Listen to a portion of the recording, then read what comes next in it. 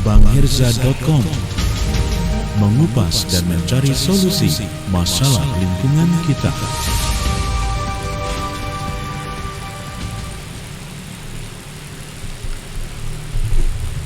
Assalamualaikum warahmatullahi wabarakatuh. Selamat siang teman-teman. Selamat siang.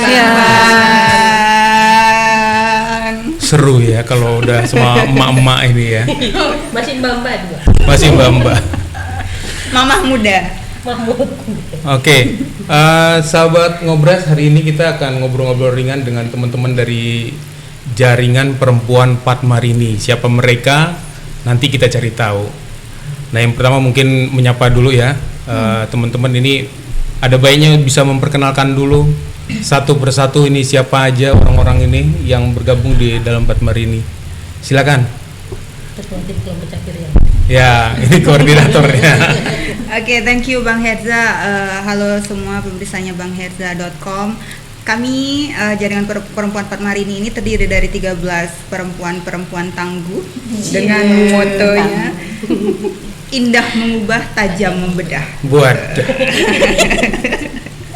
Di sini ada sebagai penasehat kita punya 3. Itu ada Mbak Nani. Kecil-kecil penasehat ya. Penasehat. Biasanya itu terkait dengan senioritas. Ketahuan umurnya. Nah, ada Mbak Nani, kemudian yang tidak hadir di sini ada Mbak Eni Puspa dengan Mbak Yuli Nugrahani. Okay. Kemudian di sini ada Mbak Siti Andriani, biasa ngurusin keuangan gitu. Keuangan apapun gitu. Bu RT juga. Bu RT juga di wilayahnya, jadi dia yang punya wilayah. Di sini ada Mbak Lensi. Mbak Lensi ini juga tim galo-galo. Oh, tim galo-galo. Tim galo-galo, semua apapun dia bisa. Kemudian di sini ada Mbak Febri. Oke. Gitu. Ya. Saya sendiri Rinda Gusvita. Hampir lupa tadi memperkenalkan ya. Yang lain-lain ada lagi. Masih ada anggotanya. Iya, anggota yang lainnya yang tidak hadir ada banyak. Ada banyak yang nggak bisa disebutin satu-satu. Oke, teman-teman, ini pertama kita terima kasih ya bahwa teman-teman mau mampir terus kita ngobrol-ngobrol di podcastnya bangherza.com ini. Besar harapan bahwa ini jadi silaturahmi kita juga untuk sharing ya. Nah, yang saya tahu kan teman-teman ini sebelum bergabung di Padmarini ini memang ada basic masing-masing ya. Yep. Bisa nggak bercerita sedikit, sharing masing-masing pengalamannya apa gitu sebelum bergabung di Padmarini ini? Jubir. Saya lagi, Mbak Nani dong. Ya, giliran Mbak Nani lah. Iya, kita dengar suaranya Mbak Nani yang merdu ini. Ini faktor U kayaknya. Ya, terima kasih semuanya. Jadi kalau saya backgroundnya memang dari Watala sama dengan Lensi, tapi saat ini saya beraktivitas di Sumatera Tiger Project di Landscape TNBBS. Jadi saya merasa berterima kasih dan senang banget gabung dengan Jaringan Padmarini dari sejak kapan ya, 2016. Jadi pada saat itu berbagai background kita ya. Jadi tidak semuanya background lingkungan, tapi juga ada yang kesehatan anak ibu, peseniman, kemudian ada jurnalis. Jadi berbagai background kita gabung. Jadi situ yang menurut saya secara pribadi ini keren banget nih kalau digabungkan dari berbagai background. Gitu sih. Makasih. Silakan yang lainnya. Siapa? RT. Aku. Mulai dari mana tadi? Kenalan. Backgroundnya, aktivitasnya. Backgroundnya ya. Kalau kata teman biasa manggil saya Andri. Kadang Bu RT. Iya, kadang Bu RT, kadang tante, apalah semuanya disebutin sesuka hati. Kalau background sebelum berjumpa teman-teman Padmarini ini, saya memang aktif sebelumnya waktu pertama kali bergabung itu saya aktif di rumah kolaborasi. Kemudian juga di perkumpulan kawan tani, gitu. Ada bisnis juga kecil-kecilan di Humaira Wedding. Kalau di sini promonya bebas kok. Bebas kan. Nah, diajak bergabung bersama Padmarini ini sebenarnya saya kesempatan karena temennya mayoritas kan perempuan semua. Selama ini teman-teman di penggiat lingkungan ini yang muncul tuh yang laki-laki terus. Sementara sebenarnya yang perempuan banyak. Nah, ini wadah yang menurut saya bagus. Ada isinya teman-teman perempuan yang apa ya? Tapi tidak yang bias klop gender. lah kita. Ya, perempuan yang luar biasa. Di dalamnya kan beragam gitu. Ya, silakan. Oke, kalau saya aktivitas ya. Jadi jaringan perempuan Patmar ini berawal dari sebenarnya ketika saya masih mahasiswa. Waktu itu saya masih mahasiswa magister di Jogja. Kemudian kita yang memang sudah berkawan semua nih, sudah berkawan lama. Kemudian kita ngobrol-ngobrol, kita punya pemikiran-pemikiran tertentu yang rasanya kalau kita bersatu nih akan sangat bagus sekali gitu. Nah, ketika saya sudah pulang ke Lampung, ya udah saya masih job seeker kali ya waktu itu ya, job seeker, dan sekarang profesinya sebagai pengajar di salah satu institut teknologi di Lampung. Gitu. Ini yang bontot. Bontot, bungsu. Bungsu. Assalamualaikum warahmatullahi wabarakatuh. Waalaikumsalam. Saya Lensiana, kalau basicnya sih sama kayak Manani dari Watala. Awalnya ya sama, kita ada apa ya? Pertama ketemu itu kegiatan tuh peduli pada Krakatau ya, Krakatau awalnya sih. Dari situ berlanjut ya. Asik lah ya, JPP ya. Kadang disebut teman-teman juga jaringan perempuan foto-foto katanya. Ngeksis ya. Iya, itu aja lah Bang.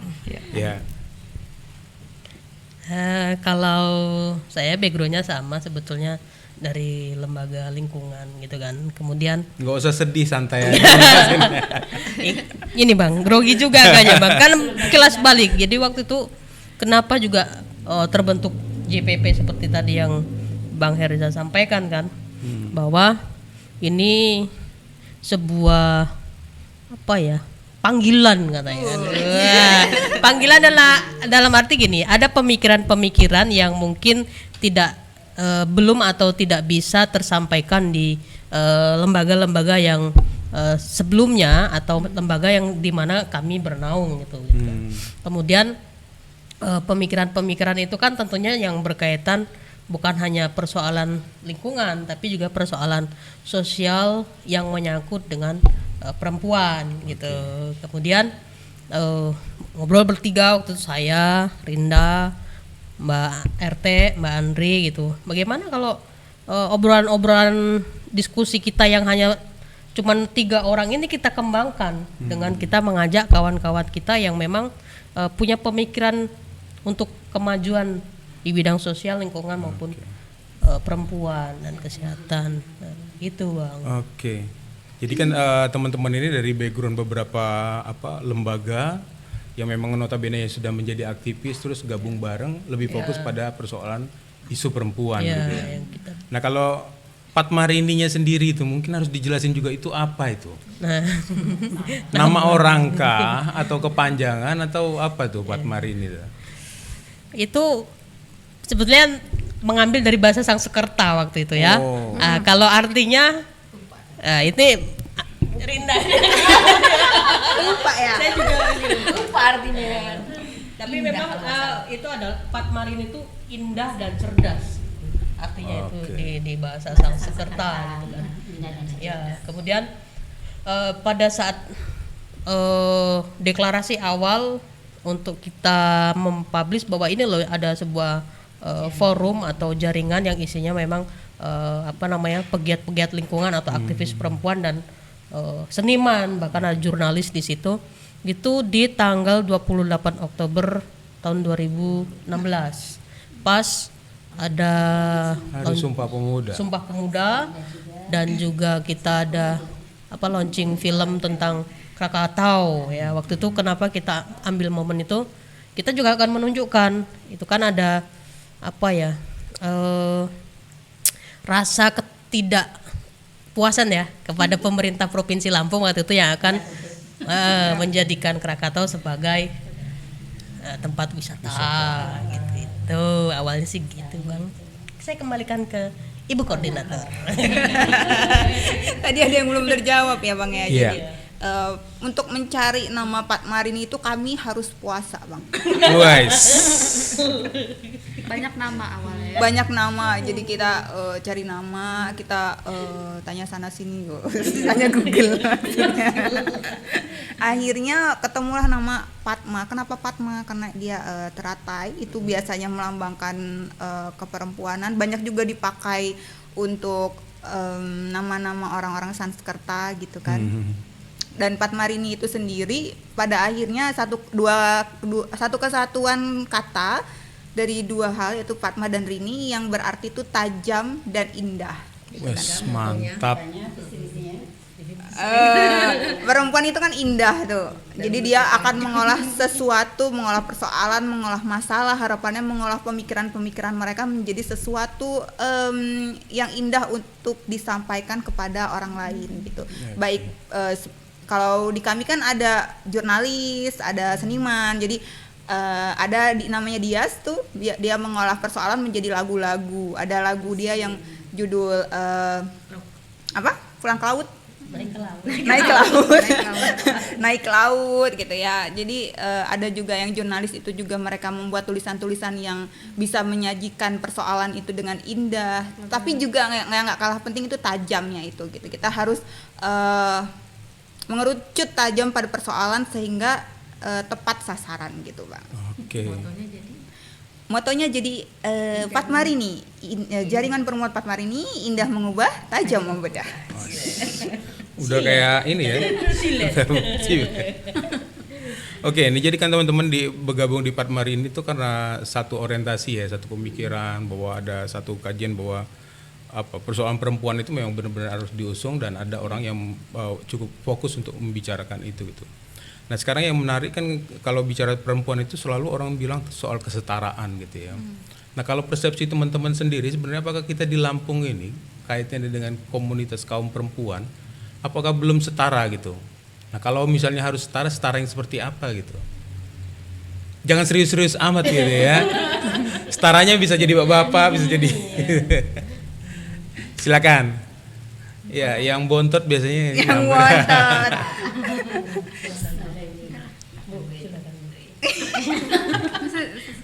Atau mau sweet dulu nggak apa-apa gitu? Udahlah, silakan. Kenapa saya? Jadi Bang, kalau perempuan ini di dalam permasalahan hidup ini kan, baik itu kalau dikaitkan dengan persoalan lingkungan, perempuan itu juga berdampak, juga terkena dampak besar terhadap kerusakan lingkungan dari sisi ekonomi, terus dari banyak hal lah, nggak soal lingkungan juga, soal sanitasi juga perempuan. Nah kita punya lembaga ini, kita berharap juga sesuai dengan harapannya kita berkumpul, ada hal-hal yang bisa menjawab permasalahan itu mengenai bagaimana tadi di kesetaraan ya diperlakukan sama di kita. Tidak ada yang membedakan baik itu organisasi yang mayoritasnya laki-laki atau perempuan. Saya pikir isinya siapapun di situ selama tujuannya baik itu wajib didukung. Oke. Artinya kan yang teman-teman perjuangkan kan bagaimana sebenarnya ada pengakuan terhadap hak-hak perempuan dan juga bagaimana sebenarnya perempuan juga punya peran yang sama dengan kaum laki-laki gitu ya. Jadi kalau laki-lakinya bisa begadang ya perempuan juga sebenarnya bisa begadang. Bisa banget. Bisa banget. Bahkan paling banyak Begadangnya mungkin buat jahitan gitu kan, macam-macam gitu ya. Nah kalau dari teman-teman sendiri nih, kalau setelah bergabung di dalam Padmarini ini, ada ide-ide apa yang muncul untuk memperjuangkan mungkin yang menjadi tujuan teman-teman sendiri untuk mungkin mengangkat harkat kaum perempuan yang ada di Lampung ini? Siapa yang mulai? Mau 200. Jadi gini Bang, perempuan itu kan bukan hanya yang selalu disorot saat ini kan, Iya. selalu saja berkaitan dengan urusan domestik. domestik rumah tangga maksudnya kan ya. Tapi di Patmar ini kita tunjukkan dengan berbagai macam background atau latar belakang organisasi, ide-ide yang ada yang diobrolkan di Patmar ini nanti bisa diimplementasikan di organisasi masing-masing gitu. Apakah ada dosen nih? Saya selalu bilang sama Rinda bisa nggak sih di ITERA itu membuat sebuah inovasi yang bisa membantu peran-peran perempuan gitu kan, yang membantu UKM yang di situ memang peran perempuan sangat dominan gitu. Ada nggak teknologi inovasi yang murah tapi ramah lingkungan? Nah itu kan obrolan itu yang akhirnya nanti diejawantahkan atau diimplementasikan di institusinya Rinda. Kemudian saya kadang ngobrol juga kan, misalnya sama Mbak Nani atau sama Mbak Yuli gitu, yang notabene memang mereka penasihat kan, bisa nggak sih YKWS ini nanti di programnya menyuarakan tentang hak-hak gitu kan, apalagi kebijakan yang di situ harus tertuang hak-hak perempuan untuk bersuara. Nah, disitulah kita, jadi ide-ide itu kita telaah, kemudian kita implementasikan atau kita ejawantahkan di organisasi atau di pribadi masing-masing. Jadi artinya teman-teman tuh lewat berbagai disiplin ilmu kumpul bareng, cari ide, setelah itu dikembalikan lagi ke organisasinya atau ke pihak-pihak yang lain ya. Karena memang kalau Patmar ini sendiri untuk mengeksekusi ini orang sibuk-sibuk semua nih Bang, ini susah sekali nih ngajak bertemu dengan ibu satu ini yang koordinator Tiger Sumatera di Lampung ini sulit kali Bang, makanya nih alhamdulillah hari ini dia mau hadirin. Apalagi bu dosen satu ini kan. Oke. Jadi kan teman-teman, aku pikir ini kan salah satu upaya ya teman-teman bergabung untuk menginisiasi bagaimana sebenarnya persoalan isu perempuan itu semakin terangkat, banyak orang yang peduli, pada akhirnya juga nanti banyak komunitas perempuan juga punya kesadaran yang tinggi terhadap untuk membela hak-haknya masing-masing gitu. Nah, yang dilakukan oleh teman-teman Patmar ini dengan kumpul bareng-bareng ini, sekarang apa yang sedang dipikirkan untuk, adakah program yang ingin diinisiasi atau ada pemikiran-pemikiran lain yang memang ingin teman-teman lakukan ke depan nantinya? Buat dan ini banyak ini. Saya jadi beban moral nih, penasehat. Kayaknya keren banget namanya penasehat. Jadi sebenarnya kalau ngelihat dari tadi kan sebenarnya bertiga tuh, terus kita diajak-ajak. Ini karena faktor usia aja Bang. Oh gitu. Jadi penasehat faktor usia. Padahal tua belum tentu kan dewasa. Jadi tua tetap umurnya lebih gitu. Jadi ada Mbak Eni Puspa, Mbak Yuli, saya kan kebetulan urutan yang paling tua bertiga. Nah, tapi kalau semuanya sebenarnya saling menasihatin. Kita sebenarnya setara sih, nggak ada yang oh ini penasihat ini bukan gitu. Nah kalau tadi seperti yang dijelaskan oleh Febri, sebenarnya kita nggak memaksakan diri harus JPP-nya yang ditongolkan, tapi bisa apa yang menjadi pemikiran kita kemudian bisa dikembalikan ke lembaga kita masing-masing. Kecuali ada hal-hal yang di lembaga kita atau di proyek yang kita lakukan belum mengakomodir. Misalnya kayak tadi tuh Krakatau, kayaknya Krakatau nih kita belum, walaupun semua lembaga lingkungan khususnya membicarakan itu. Atau kalau dengan Mbak Eni Musli itu ada kesehatan ibu dan anak, tapi mungkin bukannya belum sih di lembaga kita masing-masing, cuman mungkin kurang tajam ya, atau kurang kurang gigit lah mungkin. Nah mungkin bukan berarti bahwa lembaga kita masing-masing tidak bisa melakukan itu, bisa, tetapi ya layaknya perempuan tadi kan, kita memang kalau kita cerewet itu lebih dimaklumin. Kalau yang lain kan enggak. Dan tadi pengemasannya itu yang indahnya itu yang mungkin di lembaga kami masing-masing belum seindah kawan-kawan yang tergabung di JPP. Nah ke depan sih harapannya ya apapun itu yang terkait dengan hal-hal untuk perempuan yang belum terakomodir di lembaga kami masing-masing, seperti misalnya tadi kayak ada urusan Krakatau yang kemudian nanti akan berimbas kepada para perempuan yang ada di sekitar penyangga cagar alam Krakatau, atau mungkin di Tahura ya, kalau Mbak Andri dengan kawan-kawan wali juga banyak di Tahura dengan Mbak Eni Puspa juga ya, mungkin ada hal-hal yang belum bisa terakomodir karena kan bicaranya juga bukan kualitas, kadang kuantitas, yang keterbatasan kuantitas dan kualitas ya kita bisa lakukan itu. Selama itu bisa di lembaga masing-masing kita oke, kalau enggak ya mau nggak mau JPP yang kita Action. pakai actionnya gitu.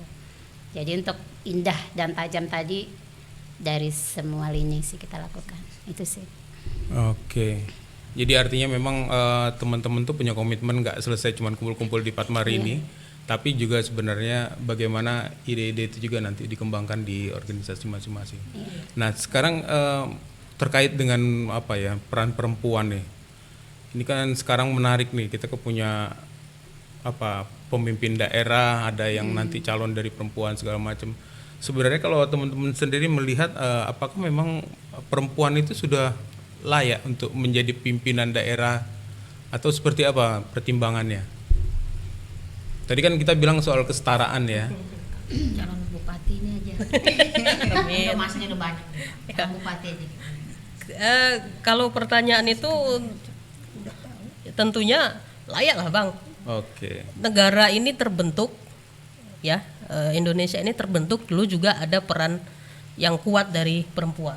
Contoh seperti Malahayati ya kan, Oke. itu kan dari Aceh. Kemudian juga ada siapa namanya pejuang-pejuang Martila Tiahahu gitu kan, banyak Cut Nyadin.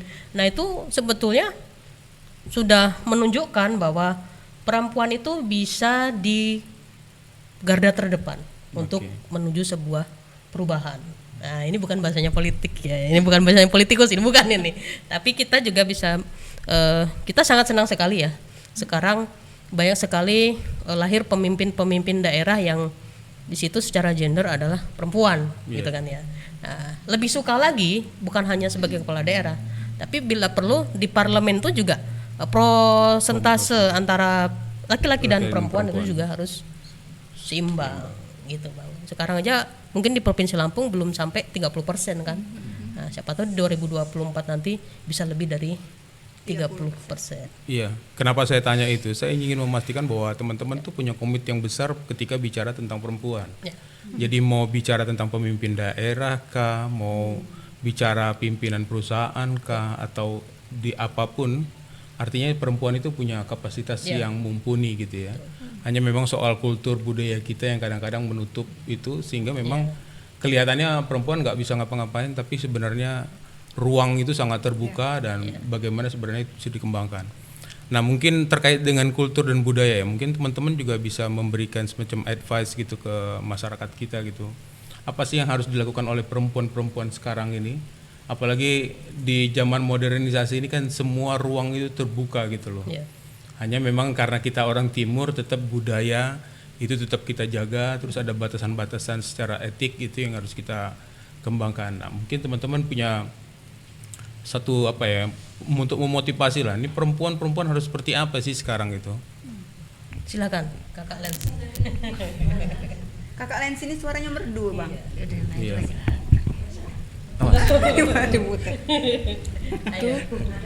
Mungkin itu menyapa dulu. Bang Herja dong yang nyapa nih. Iya, silakan aja. Ya sambil aku menjawab sedikit lah. Kalau umur Padmarini ini kan boleh dibilang masih balita ya, 5 tahun aja belum sebenarnya, masih sama-sama belajar. Tapi sebagai perempuan kan kalau saya pribadi ya harus mandiri. Kalau di secara kelembagaan nih saya lihat ada manfaatnya Padmarini, anggota-anggotanya kita bisa saling berbagi, bisa menempatkan diri, harus bisa sebagai perempuan. Misalnya kayak Febri di KWS, dia bisa masukin apa nilai-nilai itu di proyek dia di sanitasi, Mbak Nani di soal kehutanan, Rinda di akademisinya. Kalau saya misalnya lebih banyak aktivitasnya di misalnya di bisnis gitu. Itu dalam rangka ya memang untuk nggak semata-mata money, tapi juga saya harus punya harus bisa mandiri. Jadi perempuan itu nggak mesti harus ada di apa ya di dapur aja, tapi secara finansial juga dengan kemampuannya masing-masing. Misalnya Rinda di keilmuannya, saya mungkin di peluang-peluang bisnis bisa saya manfaatin gitu dengan kemampuan yang ada.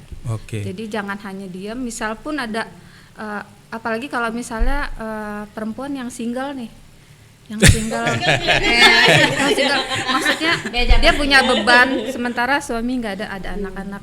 Nah, kalau saya misalnya ada di posisi itu, tapi belum, jangan sampai. Nah, dengan kita punya bekal itu ya apa ya? Jadinya nggak terlalu apa ya bahasanya ya, mandiri, jadi nggak terlalu jatuh, jangan apa ya, nggak terpuruk lah. Nah, adanya organisasi itu selain bisa menjawab masalah-masalah hidup, juga dapat ilmu-ilmu yang dapat dari kawan-kawan. Oke, teman-teman, ini ada yang gabung di Facebook kita gitu ya, dari Mbak Livi gitu. Mbak Livi ini TVRI ya, Mbak TVRI. Jangan-jangan nanti habis ini terus Pak Marini diundang di TVRI gitu. Jadi pertanyaannya, adakah program teman-teman yang bisa membantu kehidupan perempuan yang menjadi tulang punggung keluarga gitu? Atau mungkin ada ide-ide yang bisa dikembangkan untuk bagaimana mendukung itu tadi ya, yang seperti Andri tadi bilang ya. Jadi perempuan yang mungkin jadi tulang punggung keluarga segala macam gitu. Kalaupun tidak dalam bentuk program, mungkin ada ide-ide yang mulai dipikirkan oleh teman-teman untuk bagaimana sebenarnya itu disupport ya kaum perempuan yang memang posisinya sekarang sebagai kepala rumah tangga. Gitu. Silakan. Itu udah ngekeng gini kayaknya udah siap-siap banget ya mau terbang gitu. Kalau bicara kesetaraan itu kan bukan hanya kesetaraan gender kalau menurut saya. Kayak misalnya kasus di zaman Perang Dunia, ketika laki-lakinya itu nggak ada, harus ke medan, terus perempuan harus diam diri, nggak bisa gitu aja. Misalnya si suami kecelakaan atau apa, bukan berarti perempuan harus diam aja. Tanggung jawab mencari uang tuh bukan hanya ada di pundak laki-laki, itu perempuan bisa punya peran di situ, dan kita nggak jadi rendah dengan ngambil posisi itu gitu. Jadi ibu-ibu yang misalnya ini peluang-peluang yang ada di sekitar tuh dimanfaatkan, misalnya nelayan, ada manfaatkan pelatihan-pelatihan yang ada. Kedepannya kalau bisa sih Pak Marini memang ada rencana ke sana untuk memberdayakan, misalnya saya aktif di rumah kolaborasi atau di lingkungan RT saya. Alhamdulillah nih Pak Marini sudah banyak membantu bikin training untuk ibu-ibu di RT saya. Terus ke desa-desa kasih masukan-masukan. Kalau untuk penguatan ekonominya memang bertahap, harus dilatih untuk ibu-ibu yang tulang punggung keluarga yang sendiri gitu. Training yang pernah dikasih Ani Muslim mungkin bisa diceritakan. Ani Musliha training yang untuk di perekonomian kita pernah di Enggal tuh. Di Enggal tuh kita pernah Bang. Jadi kita pengelolaan lingkungan hidup untuk menghasilkan ekonomi. Jadi kita ngajarin perempuan-perempuan di sana supaya, karena Enggal itu berada di tengah kota, tapi ternyata dia itu adalah daerah yang ya bisa dikatakan begitu ya, tertinggal gitu ya. Nah, kita mengajak mereka untuk bisa mengolah lingkungan di sekitar kita supaya kita bisa menghasilkan ekonomi. Kalaupun tidak bisa menghasilkan ekonomi dalam hal ini cuan gitu ya, at least kita bisa bertahan hidup dari lingkungan sekitar gitu. Dengan cara apa? Dengan cara kita mengelola sampah, dengan cara kita urban farming begitu. Jadi kita nggak harus bergantung pada uang yang dihasilkan oleh suami gitu misalnya, atau apalagi kalau yang nggak punya suami gitu, apalagi yang perempuan tulang punggung itu, kita bisa berdaya dari lingkungan sekitar. Di sana juga kita pernah ngajarin untuk bikin kue gitu dan lain sebagainya gitu. Kita juga jadi kalau permasalahan saat ini kan marketing gitu ya. Jadi kita waktu itu pernah melingkan perempuan-perempuan pengusaha itu, waktu itu si Tapis itu dengan perusahaan yang bisa membantu mereka dalam hal marketing kayak gitu.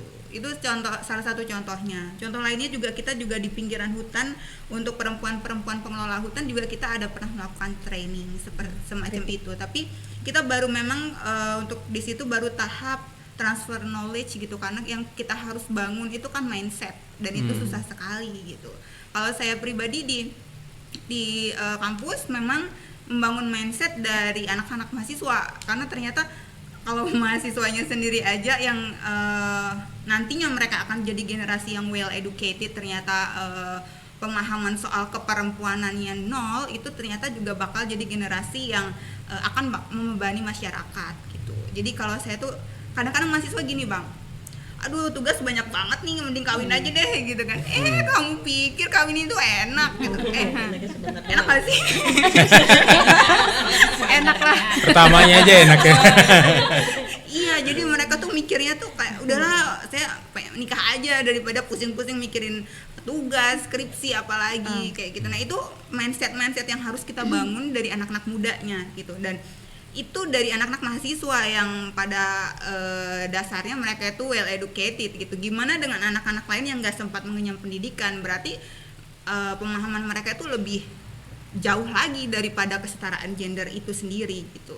Nah, kalau saya bangunnya dari situ sih Bang. Nah, sekarang di institusi saya itu ada mahasiswa itu mereka bikin satu lembaga yang concern ke situ. Mulai dia concern ke arah gender, kekerasan seksual dan lain sebagainya. Itu udah mulai kita bicarakan hal-hal seperti itu. Artinya kesadaran mahasiswa untuk wah ternyata masalah ini penting loh untuk kita angkat dan harus kita bicarakan, harus kita diskusikan, harus kita perhatikan mulai dari sekarang gitu. Bahkan kemarin waktu banyak demo soal Omnibus Law, mereka juga udah mulai concern sama RUU PKS gitu kan. Jadi concern mereka tuh bukan cuman ke isi Omnibus Law-nya, tapi kenapa Omnibus Law duluan, kenapa nggak RUU PKS duluan gitu. Padahal ini lebih darurat nih di Indonesia, bahkan di dunia akademisi banyak pelecehan seksual dan lain sebagainya kan di kampus-kampus, di sekolah-sekolah, bahkan di pondok-pondok. Ini loh yang lebih urgent gitu. Dan anak-anak mahasiswa tuh ternyata udah mulai paham bahwa ya yang gua tuntut itu bukan cuman si Omnibus Law dan isi-isinya, tapi kenapa malam itu, saat itu, dan kenapa nggak RUU PKS duluan atau undang-undang lain duluan yang disahkan oleh mereka gitu. Oke. Artinya memang teman-teman sekarang mungkin generasi muda sekarang sudah mulai kritis ya terkait bagaimana sebenarnya juga melakukan perjuangan-perjuangan terhadap hak mereka sebagai perempuan gitu. Nah, yang menarik tadi ketika kita bicara misalnya kalau ada kasus-kasus gitu ya terkait mungkin pelecehan atau segala macam. Kalau teman-teman sendiri melihatnya seperti apa tuh? Sinergi apa yang dilakukan untuk mengadvokasi kejadian-kejadian seperti itu ya? Walaupun mungkin teman-teman tidak mengintervensi langsung, tapi bagaimana sebenarnya kerja-kerja yang dilakukan untuk melakukan semacam pembelaan kah? Atau mempublikasikan bahwa kejadian itu tidak boleh terjadi lagi gitu untuk disosialisasikan ke masyarakat gitu. Apa yang dilakukan gitu?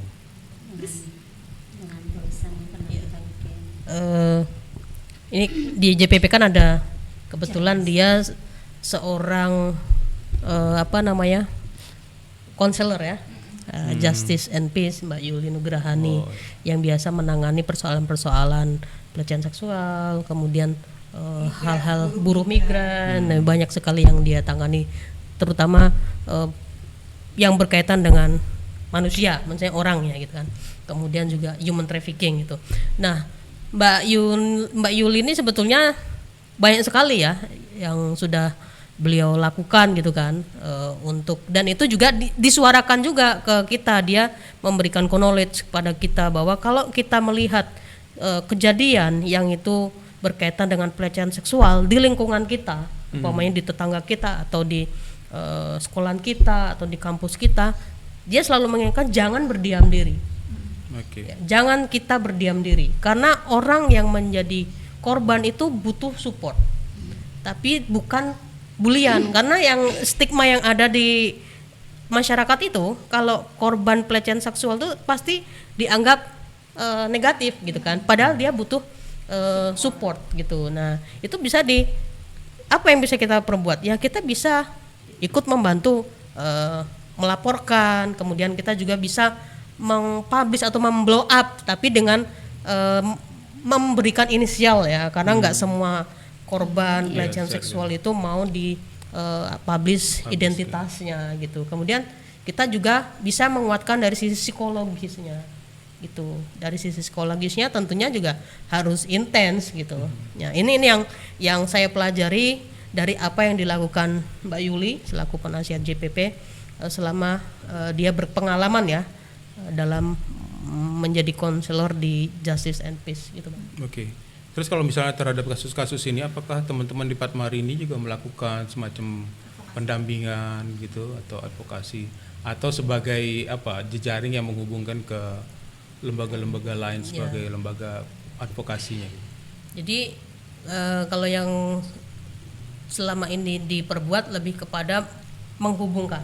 Oke. Jadi ada waktu itu satu kasus ya yang terjadi di Bandar Lampung, ada seorang ibu rumah tangga yang kebetulan profesinya sebagai guru, kemudian ibu rumah tangga itu mengalami kekerasan seksual maupun kekerasan rumah tangga gitu kan dari si suaminya.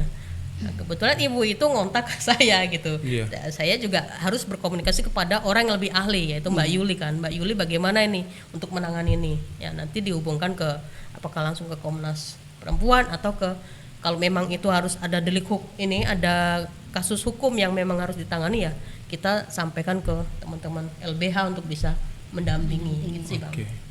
Ya, jadi kalau dari sisi teman-teman kan beraktivitas langsung ke konstituen perempuannya itu udah banyak banget gitu ya. Nah sekarang saya mau tanya, apa yang teman-teman lakukan terhadap kaum pria supaya mereka juga bisa, ya itu yang harus Termasuk dipikirkan Bang juga Herja ya, iya kan? Termasuk pada Bang Herja. Iya, apa yang dilakukan supaya kaum pria itu juga bisa memberikan penghargaan yang cukup terhadap kesetaraan yang tadi tidak hanya sekedar gender ya, tapi kesetaraan ini ya. Nah, apa itu yang mungkin dimulai dengan yang sudah punya suami ngapain? Oh gitu. Jadi kalian belum berpengalaman. Iya. Iya, silakan Mbak Nani. Oh saya, ya kalau kita sih berpikirnya gini, bicara perspektif ya tentang perempuan. Jadi bukan berarti itu hanya akan sia-sia kalau perempuan saja. Yeah. Jadi justru karena laki-laki itu adalah pimpinan rumah tangga, justru laki-laki itu yang harus jadi kuncinya gitu. Jadi bahwa kami seperti ini bukan berarti kita kemudian menghilangkan kodrat. Yeah. Jadi kita tetap mengikuti kodrat yang ada. Ini kan kesetaraan kan sebenarnya sebagaimana mestinya. Tadi bagaimana seorang perempuan juga bisa menjadi tulang punggung. Atau misalnya kalau kita bicara soal bisnis nih, biasanya berpikirnya, oh ini urusan perempuan, jadi si laki-laki tersingkirkan. Enggak juga.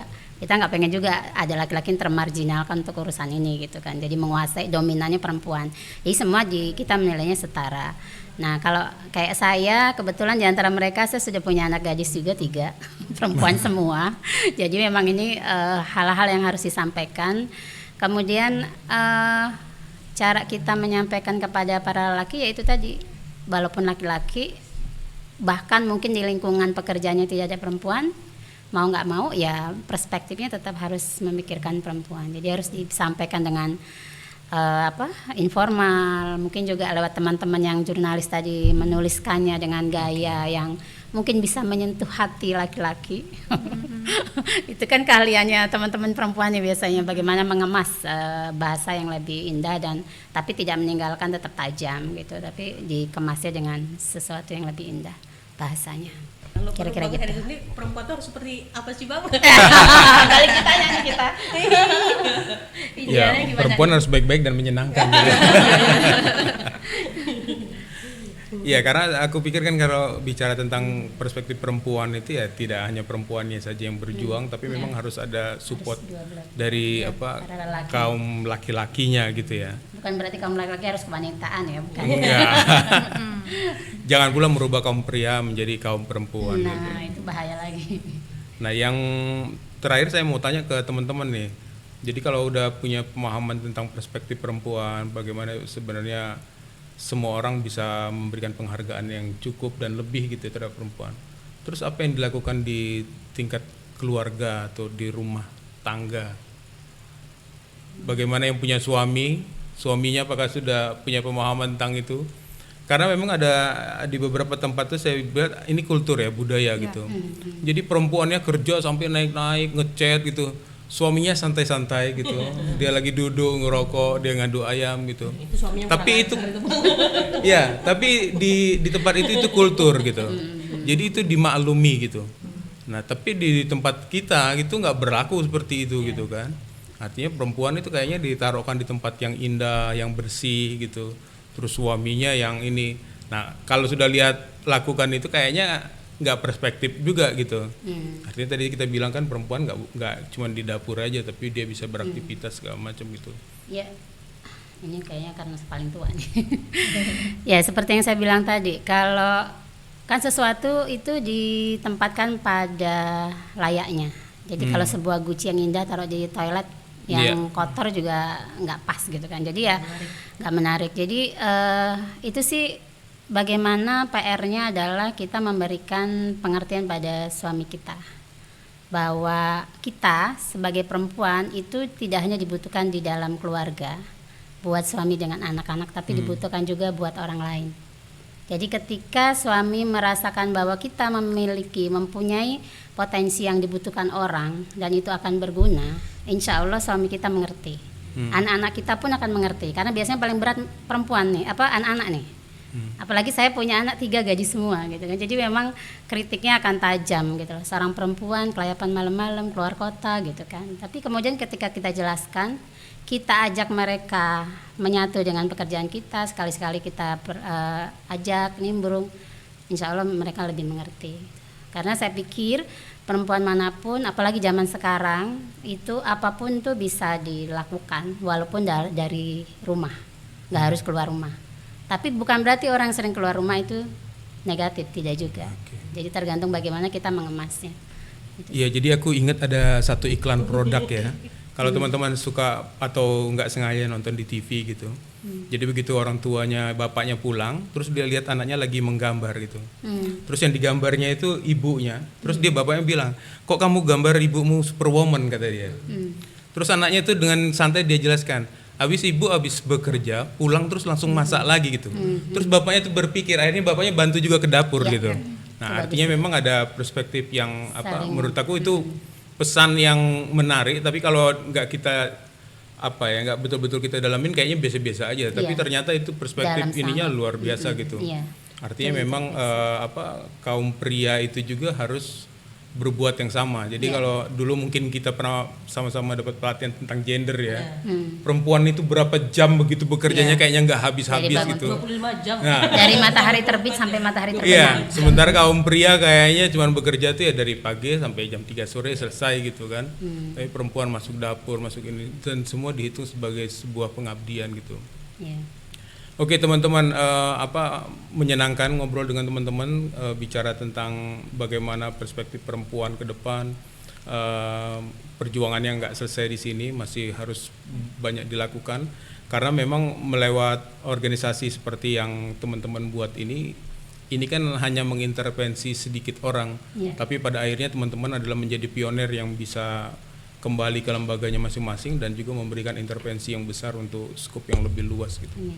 Nah terakhir mungkin teman-teman ingin menyampaikan mungkin ajakan atau motivasi atau saran terhadap pemerintah, silakan bebas, semua bisa menyampaikan itu terkait dengan bagaimana sebenarnya upaya mengangkat harkat kaum perempuan dengan kesetaraan itu jauh lebih baik.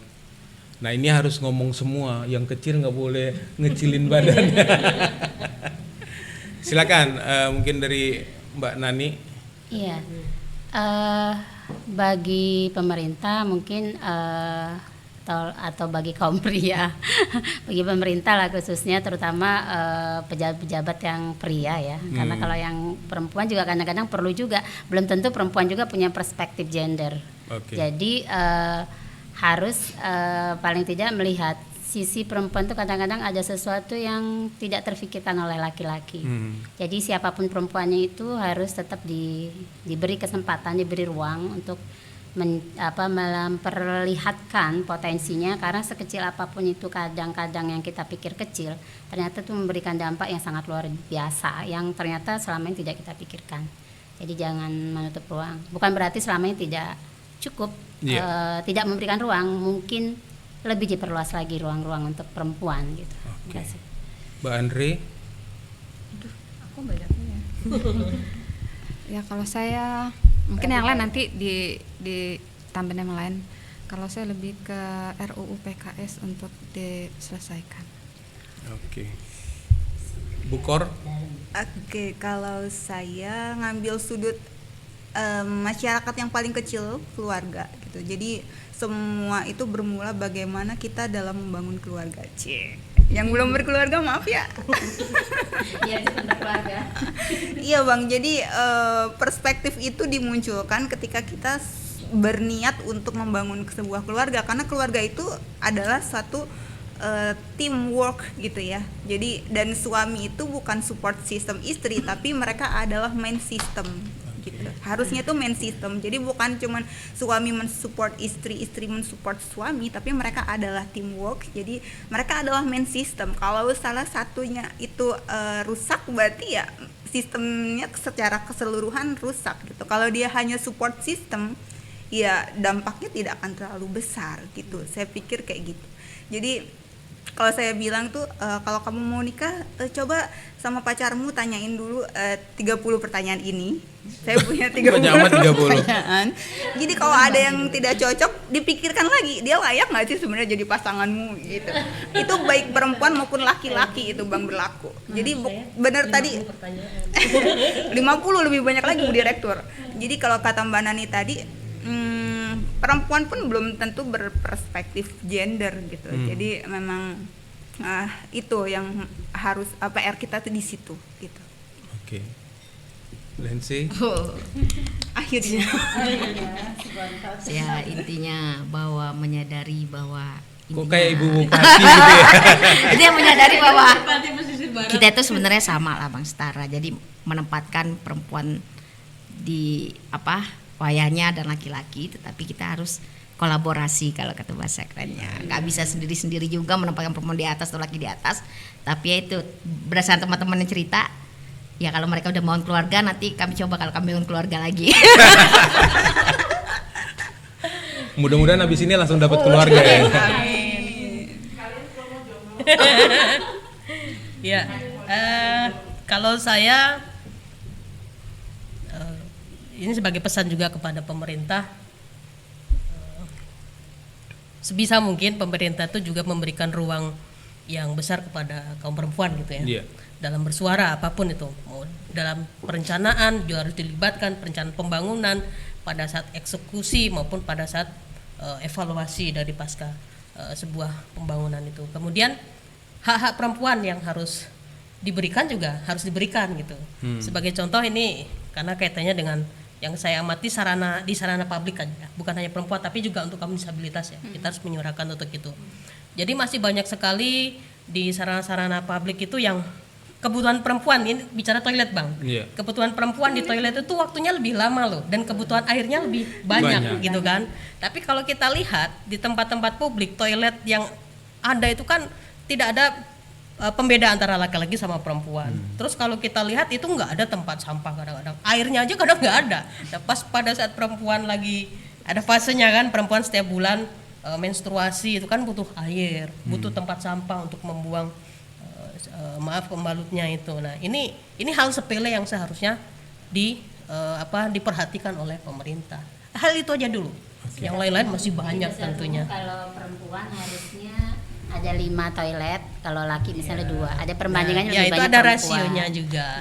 Gitu Bang. Kira-kira contoh. Oke teman-teman, jadi sedikit kita ngobrol tentang perempuan, tapi pada akhirnya itu menjadi booming ya. Begitu banyak pekerjaan perempuan ke depannya nanti gitu. Jadi baru selesai kita ngomong soal kesetaraan, kita udah nyambung soal fasilitas yang harus dipenuhi juga untuk perempuan. Ternyata tuh banyak sekali gitu. Nah untuk menutup sesi ini, saya hanya ingin minta teman-teman memberikan satu pernyataan pendek aja. Jadi perempuan itu harus apa gitu? Cukup satu kata aja, perempuan harus apa gitu? Berdaya. Ya masing-masing silakan. Siap. Oh, ya. Maksudnya Siap apa aja. Siap apa ya? Oke. Perempuan itu harus cerdas, oke. Perempuan itu harus mandiri. Perempuan itu harus Kuat. oke. Barani. Oke teman-teman, mudah-mudahan apa yang kita diskusikan ini, kita obrolin ini menjadi bagian untuk selalu merefresh ya, bahwa ada satu pekerjaan besar ketika bicara tentang perempuan. Teman-teman sebagai aktivis yang memang menceburkan diri di dalam isu-isu perempuan ini juga akhirnya memang harus mengambil peran yang lebih nanti untuk bagaimana isu perempuan itu juga bisa menjadi kebutuhan atau tersosialisasi dengan baik gitu. Nah, buat para sobat Ngobras yang masih gabung di Facebook Herja Yulianto, kita berharap dukungan teman-teman untuk bisa memberikan like, share, dan subscribe dari YouTube channel ini ya, Herja Yulianto, karena berharap bahwa podcast ini juga akan terus jalan dengan dukungan dan support dari teman-teman semua. Terakhir mungkin karena ini masa pandemi, saya minta teman-teman untuk mengingatkan 3M. Kita tidak menggunakan masker tapi kita sudah cukup clear up tadi. Silakan yang 3M buat teman-teman yang ada. Memakai masker. Pakai sabun dengan air mengalir, menjaga jarak. Mohon maaf ini karena kondisi. Oke teman-teman, Mbak Nani, Andri, Rinda, Lensi, dan juga Ibu Direktur. Semoga segera menjadi ibu tangga yang baik. Oke. Kesitu lagi. Terima kasih banyak atas kehadirannya di podcast ini. Mudah-mudahan kita doakan yang dua nanti segera mendapatkan idamannya. Amin ya Dan Allah. semua juga nanti kerja-kerja teman-teman di Patmar ini juga bisa dimudahkan dan mendapat dukungan support dari teman-teman yang lain Jadi juga. doa Allah dan Ya, ikhlas. amin. Baik teman-teman, terima kasih. Sobat Ngobras, demikian obrolan kita seputar perspektif gender dengan teman-teman jaringan perempuan Patmar ini. Semoga ini juga menjadi sebuah informasi dan menginspirasi untuk kita semua. Terima kasih. Wassalamualaikum warahmatullahi wabarakatuh. Selamat Oh iya lupa. Di dalam rangka ulang tahun Patmar ini JPT. 5 tahun. 5 tahun JPT. 5 tahun. Ya silakan nyanyi dulu kalau gitu. Nyanyi ulang tahun Patmar ini. 4 tahun ya. Dalam rangka memperingati hari ulang tahun JPP Jaringan Perempuan Patmar ini tanggal 28 Oktober, kita tetap dengan semangat sumpah pemuji pemuja juga. Mari kita menyanyikan lagu apa ya, ulang tahun Happy Birthday. Oke. Gabung sini Ibu. Iya dong. Ayo 1, 2, 3. Happy ulang tahun, selamat ulang tahun, Selamat ulang tahun Pak.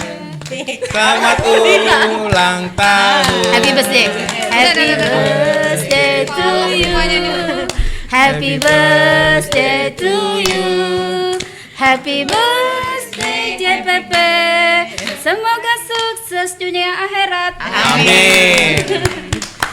Sukses juga buat herza.com. Iya, Amin. semoga selalu sehat dan selalu Amin. Mudah-mudahan kita semua sehat, semua dilancarkan. Amin ya Allah. Sudah cukup? Oke. Kasih Bang Herza. Sarangnya. Bangherza.com mengupas dan mencari solusi masalah lingkungan kita.